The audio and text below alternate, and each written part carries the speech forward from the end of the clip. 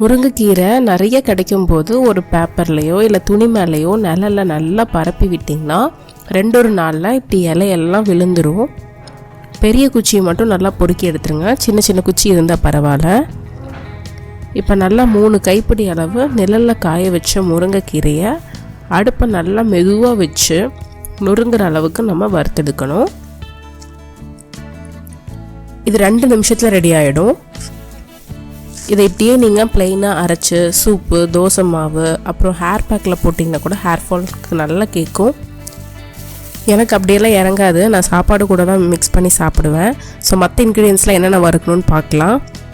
கருப்பு இல்லைன்னா வெள்ளை எள் ஒரு 1/4 கப் எடுத்துகிட்டு இது படன்னு வெடிக்கிற அளவுக்கும் அடுப்பை மெதுவாக வச்சு வறுத்துருங்க. எள் மட்டும் தனியாக வச்சுருங்க, அதை மற்ற பொருள் கூட போட்டு எல்லாத்தையும் ஒன்றா அரைச்சா எண்ணெய் விட்டுரும். 1/4 கப் சீரகம், அதையும் வாசம் வர அளவுக்கு வறுத்துடணும். இப்போ 2 டேபிள் ஸ்பூன் அளவுக்கு மிளகு. நான் 2-3 பொருளை ஒன்றா போட்டு வறுத்துருவேன். எப்படின்னா இப்போ இந்த 2 டேபிள் ஸ்பூன் மிளகை போட்டு அது லேசாக பாதி வறுத்ததும் அது கூடயே சீரகத்தையும் போட்டுருவேன். அப்போ கரெக்டாக 2 ஒரே டைமில் ரெடி ஆகிரும்.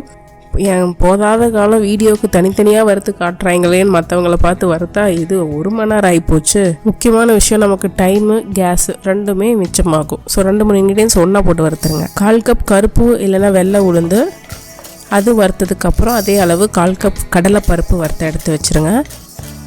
அடுத்தது 5-6 வரமிளகா, நெடி வராமல் இருக்குது. இது கூட 1 டேபிள் ஸ்பூன் உப்பு.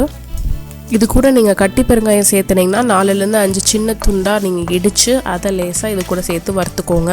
அடுத்து 5-6 பூண்டு பல்லை நீங்கள் எடுத்து தோலோடு தட்டி சேர்த்து பாதி வறுத்ததும் ஒரு சின்ன நெல்லிக்காய் அளவு புளி, அது கூடவே 10-15 கருவேப்பிலை சேர்த்து வறுத்ததும் பிளேட்டுக்கு மாற்றிடலாம். நீங்கள் பெருங்காயத்தூள் சேர்த்துறீங்க அப்படின்னா 1 டீஸ்பூன் கருவேப்பிலை வறுத்ததும் அது ஒரு புரட்டு பரட்டிட்டு அடுப்பு ஆஃப் பண்ணி பிளேட்டுக்கு மாற்றிடலாம். இது 3 மாதத்துக்கு நீங்கள் வெளியிலே வச்சு யூஸ் பண்ணலாம். உங்களுக்கு பூண்டு வேண்டான்னா நீங்கள் அதை மட்டும் ஸ்கிப் பண்ணிக்கோங்க. இப்போ ஒன்றா பவுட்ரு பண்ணிடலாம். முருங்கீரையை ஒரு 2 சுற்று விட்டுட்டு அதே மாதிரி எள், இது கூட ஒரு சின்ன துண்டு வெல்லம் இல்லைன்னா 1 டேபிள் ஸ்பூன் நாட்டு சர்க்கரை சேர்த்து கொரப்பாக அரைச்சிக்கோங்க.